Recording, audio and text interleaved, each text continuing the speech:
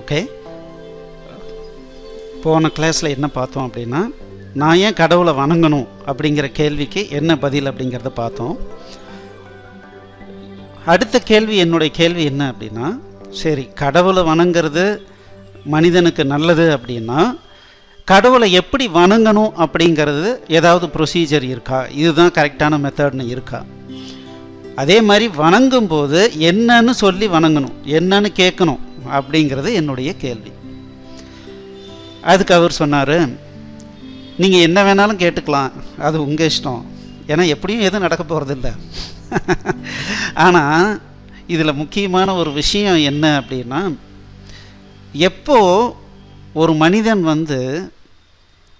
நான் சம்பாதிச்சிக்கிறேன், நான் நல்லா இருக்கிறேன், என்னுடைய உழைப்பு தான் என்னை காப்பாற்றுது, நான் ஏன் கடவுளை போய் கும்பிடணுன்ற எண்ணம் எந்த ஒரு மனிதனுக்கு, எந்த ஒரு சமுதாயத்துக்கு அதிகமாக வந்திருக்கோ அந்த சமுதாயத்தில் அதிகமான பைத்தியக்காரங்க உருவாகிறத நீங்கள் பார்க்க முடியும் அப்படின்னு சொன்னார். நான் உடனே யோசித்து பார்த்தேன், ஆமாம், நான் சின்ன பையனாக இருக்கும்போது ஸ்கூலுக்கு போகும்போதெல்லாம் எங்கேயாவது ஒருத்தரை பைத்தியக்காரனாக பார்த்தோன்னாவே அதிசயமாக இருக்கும். அப்படியே கொஞ்சம் நேரம் நின்று எல்லாம் பசங்கள்லாம் நாங்கள்லாம் வேடிக்கை பார்ப்போம், ஐயோ இவர் எப்படிலாம் பிஹேவ் பண்ணுறாருன்ட்டு.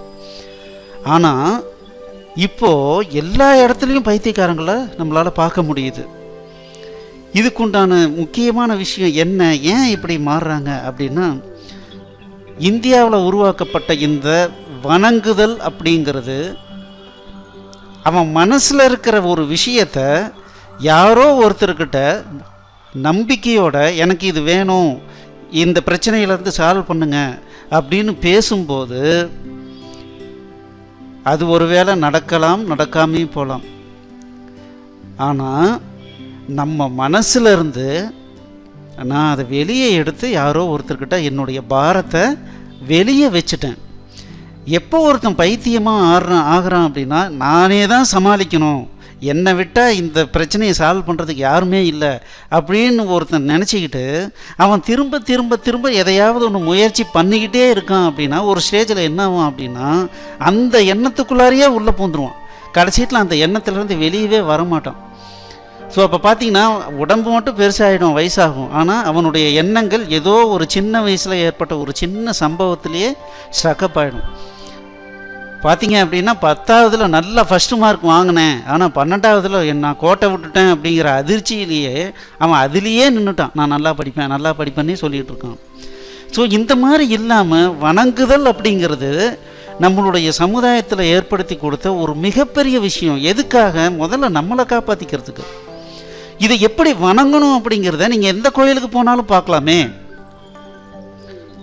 நீங்கள் கோயிலுக்கு போனீங்கன்னா இந்த மாதிரி சிலைகள் கண்டிப்பாக நீங்கள் கோயிலுக்கு என்ட்ராகிறதுக்கு முன்னாலேயோ இல்லை முக்கியமான சாமியை பார்க்குறதுக்கு முன்னாலேயோ இந்த மாதிரி சிலைகள் நின்ன மாதிரியோ இல்லை மாதிரி உட்காந்துருக்கிற மாதிரியோ வச்சுருப்பாங்க.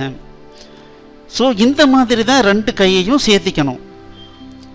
ஸோ இதில் குறிப்பாக பார்த்தீங்கன்னா இந்த 2 கட்டை விரல்களையும் ஒட்டுக்கா சேர்த்தி இந்த மாதிரி கையை சேர்த்தும் போது 2 கட்டை விரல்களும் ஒன்று நல்லா சேர்ந்துருக்கணும். அதை லேசாக மடக்கி இந்த விலா எலும்புகள் இந்த இடத்துல பார்த்துங்க, இந்த படத்தில் பார்த்தீங்கன்னா இந்த விலா எலும்புகள் சேர்ற இடம் இருக்குது பாருங்கள், இது இந்த இடத்துல சேருது. இந்த இடத்துல லேசாக ஒரு விரலை வச்சு அழுத்தி பார்த்தீங்க அப்படின்னா 6 பேக் வச்சுருந்தா கூட சரி, ஆனால் அவருக்கு இந்த குறிப்பிட்ட இடத்துல மிகவும் சாஃப்டாக தான் இருக்கும். அந்த இடத்த கடினமாக ஆக்கவே முடியாது. இந்த 2 கட்டை விரலையும் சேர்த்து லேசாக மடக்கி அந்த சாஃப்டான இடத்துல வச்சு டச் பண்ணுற மாதிரி வச்சுக்கிட்டு 2 கையையும் இப்படி வச்சிங்க அப்படின்னா, 2 கையையும் மேக்ஸிமம் அழுத்தி பிடிச்சிங்க அப்படின்னா உங்கள் 2 கையிலையும் மேக்ஸிமம் ப்ரெஷர் க்ரியேட் ஆகும்.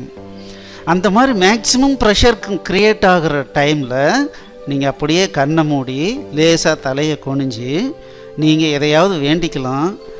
உண்மையான ஒரு நல்ல வேண்டுதல் அப்படின்னா என்னென்னா, எதையுமே எண்ணாமல் இருக்கிறது, எதையுமே வேண்டிக்காமல் அமைதியாக இருக்கிறது. எவ்வளோ நேரம் உங்களால் எவ்வளோ நேரம் முடியுமோ அவ்வளோ நேரம், ஜஸ்ட் ஒரு 5 நிமிஷம் இந்த மாதிரி 2 கையும் ஒட்டுக்கா சேர்த்து இந்த விலா எலும்புகள் சேர்கிற இடத்துல லேசாக அழுத்தி பிடிச்சி அப்படியே கண்ணை மூடி நின்றுங்க அப்படின்னா உங்களுடைய உடல் முழுவதும் சக்தி புத்தி ஓட்டம் என்னாகும் அப்படின்னா சமநிலை அடையும்.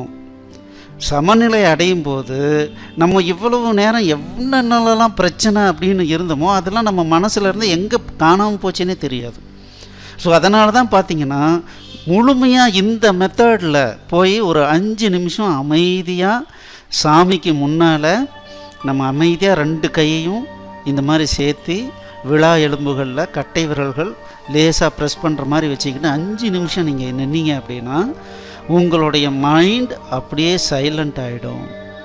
உங்கள் மைண்டில் ஏதாவது வந்தாலும் ஒன்றும் பிரச்சனை இல்லை, ஜஸ்ட்டு அப்படியே ஒரு 5 நிமிஷம் எழுங்க. ஸோ இந்த மாதிரி நீங்கள் ட்ரை பண்ணி பாருங்கள், நிச்சயமாக உங்களுக்கு நல்லது தான் நடக்கும் அப்படின்னு அவர் சொன்னார்.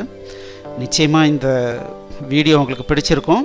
ஸோ நீங்கள் tinyurl.com/உணர்வுகள்னு சொல்லிட்டு ப்ரௌசரில் டைப் அடிச்சிங்க அப்படின்னா இந்த பிளேலிஸ்ட்டுக்கு வந்துடும். முதல்ல நீங்கள் சப்ஸ்கிரைப் பண்ணிக்கோங்க. உங்களுக்கு பிடிச்சிருந்தால் லைக் பண்ணுங்கள், உங்கள் ஃப்ரெண்ட்ஸுங்களுக்கு ஷேர் பண்ணுங்கள், குறிப்பாக உங்களுடைய கமெண்ட்டை கண்டிப்பாக எழுதுங்க.